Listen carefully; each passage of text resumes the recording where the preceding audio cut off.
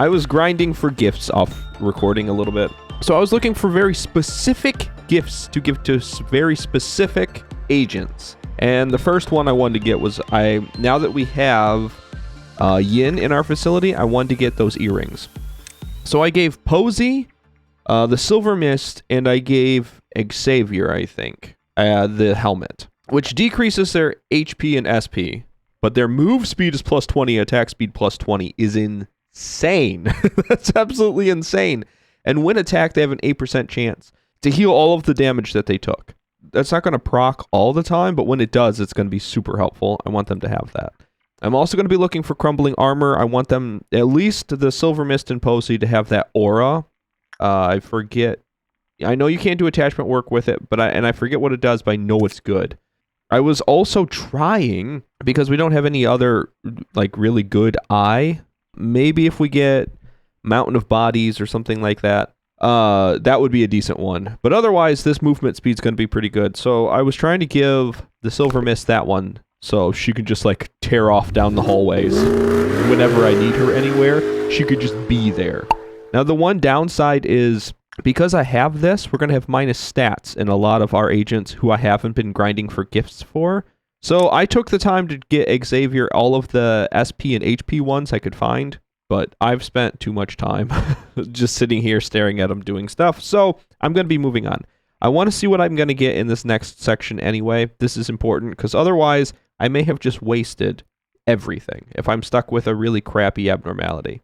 Good news is, there's always 3 choices at the very least, even if I re-roll. So I can re-roll, and even if the last 3 aren't very good, there's always 3 choices, so I can kind of get around a problematic abnormality. But I want a decent one. Yeah, see, none of these are good, so I'm going to have to re-extract. Schadenfreude would be okay, because I can stare at it, and it's a bit of a joke, but I don't want anything I'm going to have to micromanage. That's what I'm trying to avoid. So let's re-extract.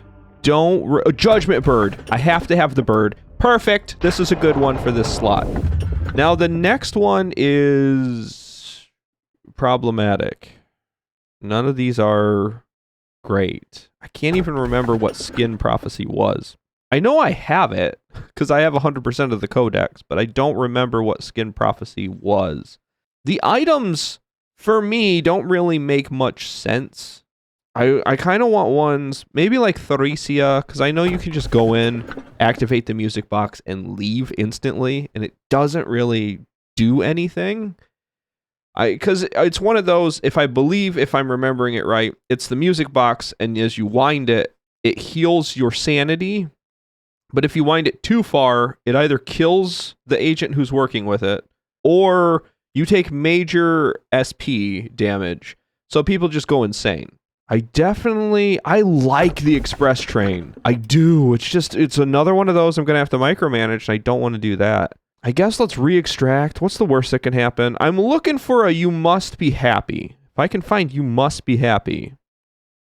Or even Shelter would be a decent one. Because Shelter, as long as you pop in and pop out, you're fine.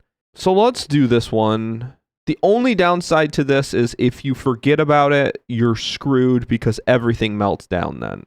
Well, it drops Quiplov counters. But again, you don't remember that you forgot about it on that first Quiplov counter that drops. You remember when things start busting loose. You're like, oh crap, someone's in the shelter. I'm pretty sure the next few days are going to be a lot of the same. I will be choosing my next abnormalities, which are, it's good. Other than that, there's really nothing else of interest. So I might as well just skip ahead a little bit, and I'll show you kind of the abnormalities that we've ended up with. Correction! I guess since I turned off the eye previously, I didn't see that somewhere I got the move speed. So I have Sound of a Star. I'm locking that one. Oh boy, look at these stats. Holy crap. Well, I'm also going to lock this helmet. Those are awesome earrings. What else would I need? I need a hand one. I need a back stuff. So back, hand. I think once you get one eye, you can't get another. Cheek would be okay. So the Night of Despair is still on the table. Anything that can bump up HP and SP would be good right now. If I can somehow manage to find that. So it seems my best combination for all of the gifts is -1, -4. That -1, -4 gives us not only an increased temperance, a heal over time from the Shadow of the Galaxy's, our galaxy, the neckwear. So that necklace gives us a heal over time. But it also gives us a +20, +35 to our justice. So that's insane. That's absolutely bonkers. Now, what's weird is this one should be the same.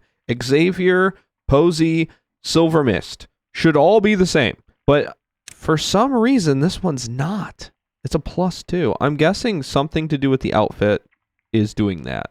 And I've still been kind of trying to give them gifts. In fact, I went through and I picked out whatever gifts I don't want, I'm showing them. And whichever gifts I want, I'm hiding them. So that I know which one of our agents I'm working toward. So I'm trying to get all the ones down here that have the glasses, either the eye from Blue Star or the eye from Judgment Bird.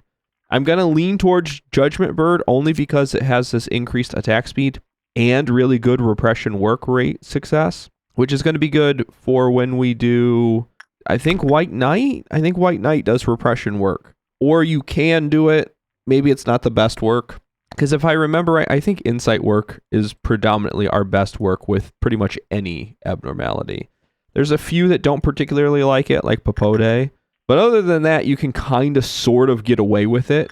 Well, we've had a pretty successful day. Unfortunately, Basil got infected, so I have to end this day right now. Otherwise, we're risking losing Basil and all of the awesome gear that they have attached to them. So I'm not going to risk that. I'm going to end this. That's okay, though, because Posey did end up with the eyewear. And I got the Silver Mist, the mouth, which is good because that's plus SP plus HP that they didn't have before.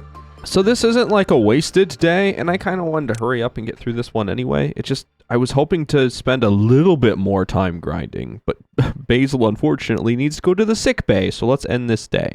Oh, you know what else I just realized? It didn't force me to take Yang. I have Yin. Oh, so it only does it the first time you have them, huh? Or maybe it's because I didn't know anything about Yin yet. One good thing about that is I can actually not ever get Yang.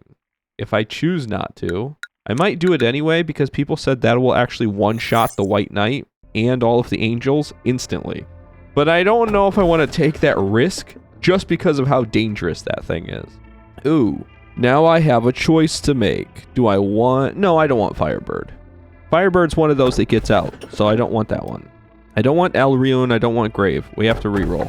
Please! Fragment of the Universe might be okay. Little Red Riding Hooded Mercenary. Boy, I have a major choice. The Fragment of the Universe is fine. I can manage it. It's not a troublesome abnormality. Even if it gets out, which it does occasionally. You can just smack it and it basically goes right back. It's kind of a weak one.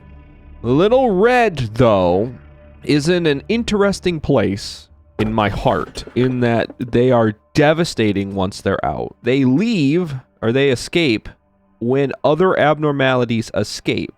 Our suppressions we're going to be facing are going to be meltdown suppressions. At least... the one that I know of for sure is going to be a meltdown suppression, which means that there's a high likelihood that other abnormalities are going to escape. When Red gets out, Red does a crap load of damage. Mind you, they usually target someone, so if I have them targeting someone that's halfway decent, it's not a big deal. They'll sit there, they'll attack, nothing really bad happens. And I know I have a cheat way to deal with Red, like hopping in and out of the same room over and over again, like stun locks them to the point where you can just sit there and smack them. So I've done that before. And if you slow them down, it does it even more. But they're also super helpful because I can send Red, just like the rabbits, I can send Red to deal with an abnormality or two. So I'm thinking I might actually take Little Red.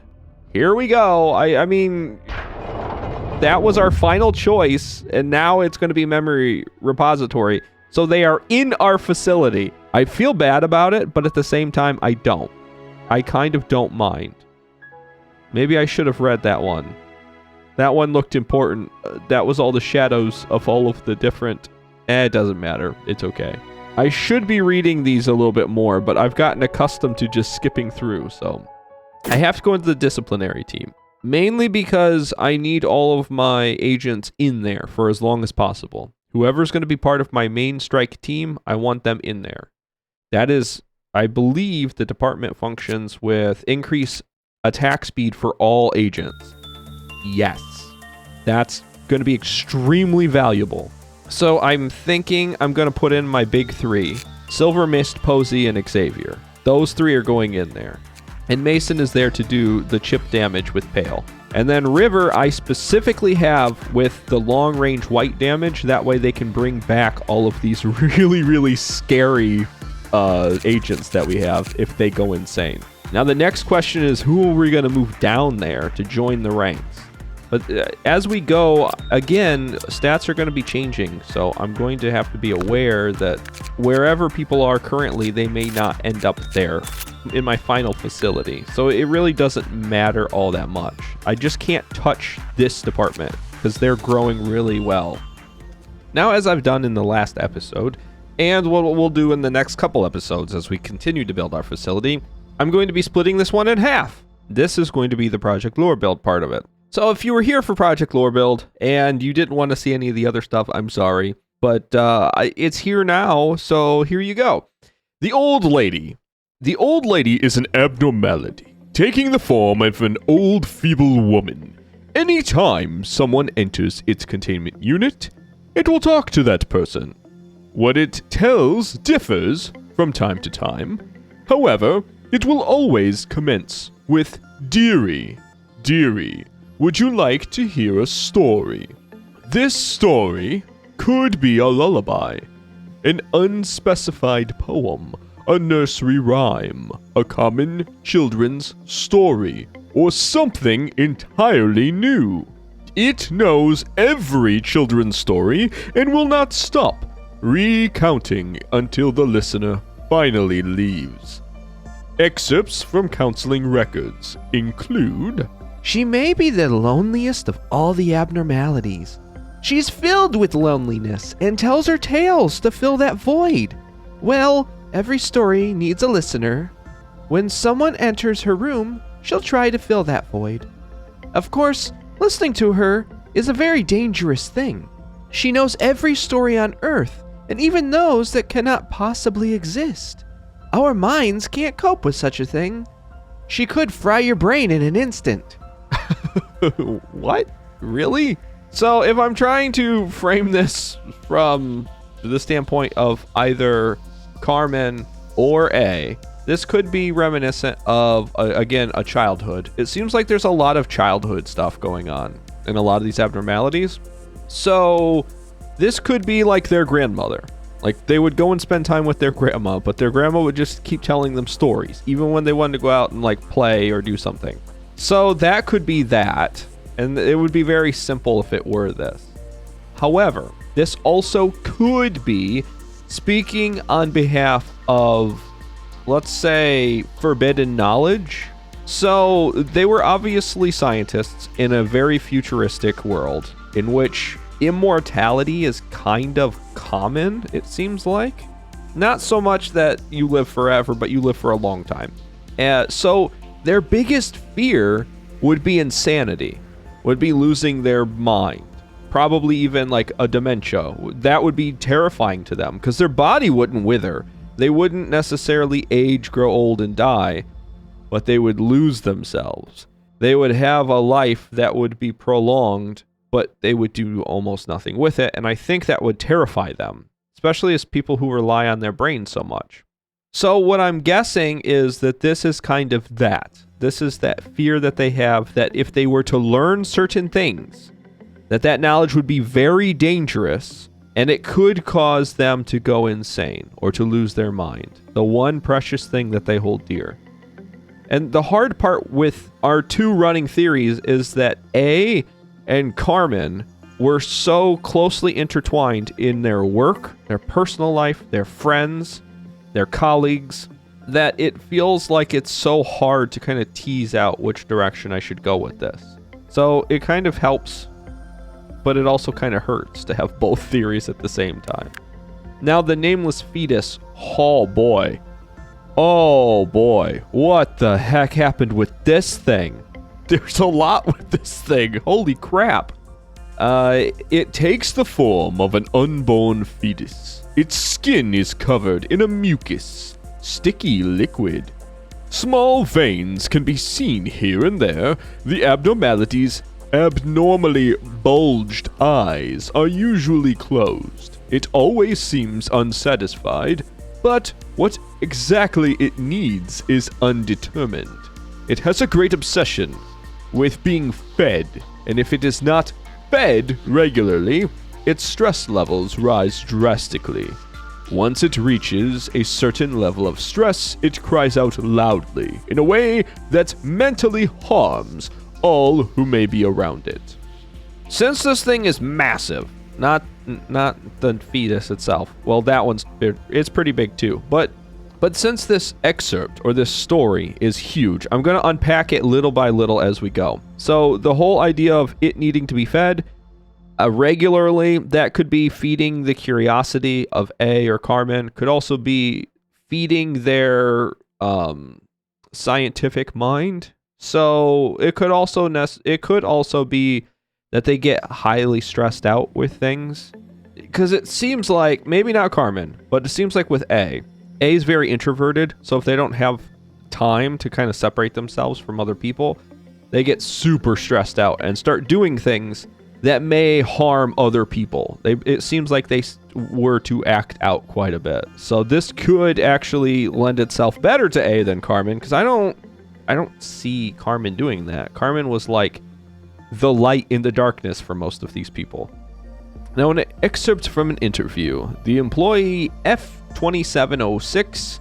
I've never seen it smile. It always seems to want something, but we can never fulfill its desire. I guess the reason why its cries are destructive, 'cause its unsatisfied needs are so strong. When I was a newbie here, none of my colleagues would tell me what exactly we fed it. I thought it was just some weird milk or something like what other normal babies would eat up. It is a baby after all, underneath all that grossness. But that wasn't the case. It only eats human flesh. Can you believe it? It's to stop it from crying, we have to hold a drawing every so often. Do you know what that means? Oh, God. They've got one of those weird lotteries where every once in a while, everyone put their name in the hat. One of you is going to be fed to the baby monster in order to keep it from destroying the minds of everyone else. I understand that sometimes greater good is, great and all, but it feels like there should be a better way to deal with this thing.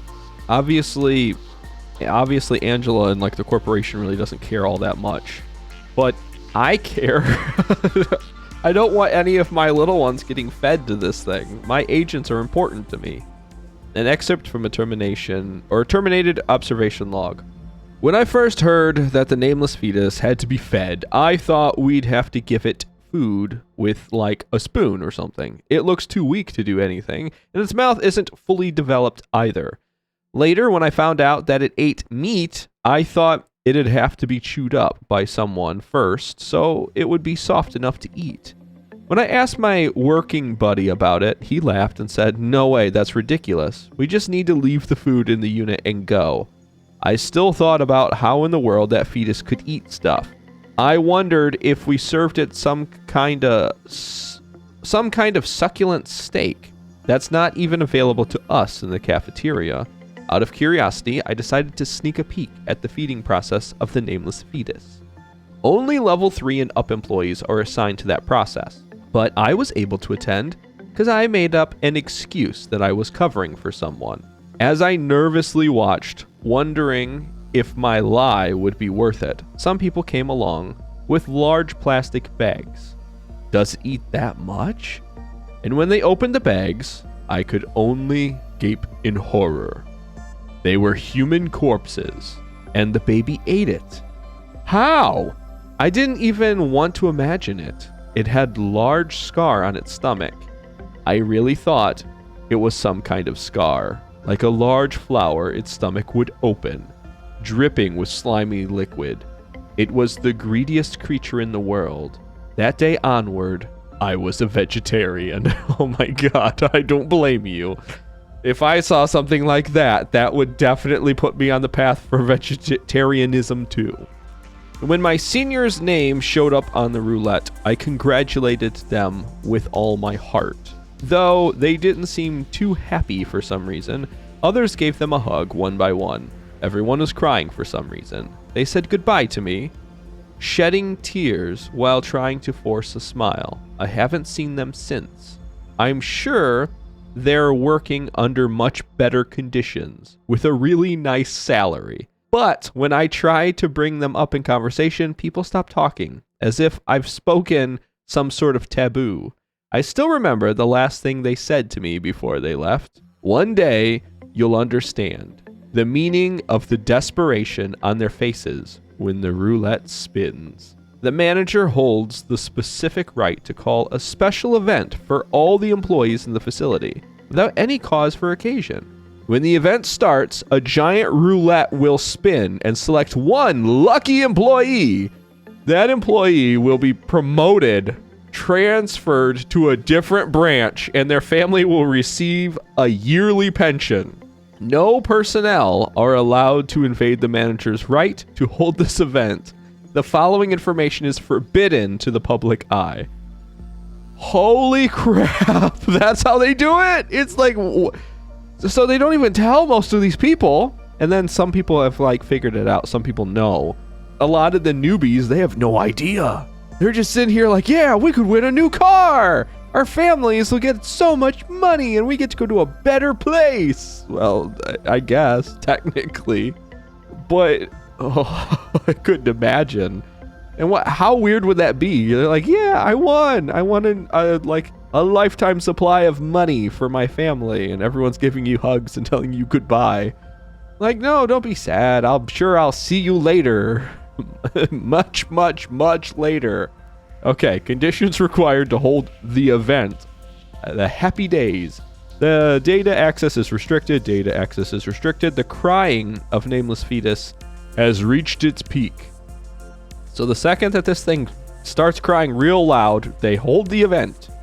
The roulette will select an employee that satisfies one of the conditions below. They question the true purpose of the company. They conducts or plans unauthorized experiments with the abnormalities, maintains an excessive curiosity about the abnormalities, and conducts or plans unauthorized observation, is incapable of working due to physical or psychological trauma. Oh no! Oh, those poor people! They went through the worst case scenario. They got mauled by something or saw someone get mauled by something, and they're done. They're checked out, either physically or psychologically, and the company will not let them go to waste. Could you imagine being that cruel? Like, I know that you have a job to do, but at what point do you accept the fact that people have been through enough? Oh well. Again, unauthorized signifies that it is unauthorized by the corporation or Angela. Oh, that's not even fair. Angela does things behind people's back all the time. Angela could just say it was unauthorized after ordering someone. Oh, this only gets worse. The following actions will be taken with the employee selected by the roulette. Expunging all records the company has about the employee. Yeah, that makes sense. They just disappear. Sacrificing the employee to the abnormality. Yeah, that makes sense. They disappear. Informing the employee's family that they have been transferred to another branch. Also makes sense because the company doesn't want people knowing that the company murderizes people. They don't want people to know that they die in there. Otherwise, there won't be as many people trying to join the company. My skin crawls sometimes when I read through some of these. And this one is particularly bad because most of the time I can hold it together. But my skin is just, I feel like I'm just going to crawl right out of it. only because it feels so gross that this company can get away with being so horrendous on the inside. And then they have great PR department. Their public relations must be insane because they convince everyone it's the greatest place on the planet to work. Let's go through another one, because that one, I don't think I can necessarily phrase that last part. I can't frame it in our theories. I could, I guess, but it would be very tortured. I don't want to necessarily do that. So let's go and see if I can find something else. The lady facing the wall is an abnormality in the shape of a woman against the wall. Over time, her unbearable sorrow grew into a mournful obsession, covered in countless lengthy hairs. As she is always facing the wall, not a single person has ever seen her face. While she occasionally talks to herself and weeps quietly, it is impossible to have a meaningful conversation with her. Despite her human appearance, it is impossible to discern what she is really looking at or her true intentions. She will attempt to talk to or pique the interest of those who are about to leave her containment unit. However, one should never look back in response, as it may cause mental damage. Oh. So as you're leaving, do not look at this thing. Don't look back. Don't talk to it. Just leave. Certain rumors insist that one may turn to stone upon looking back, but this is clearly not true. I have another warning to leave to all who read this. Do not let this insidious abnormality learn your name. If she learns your name, she may use it to trick you into turning around.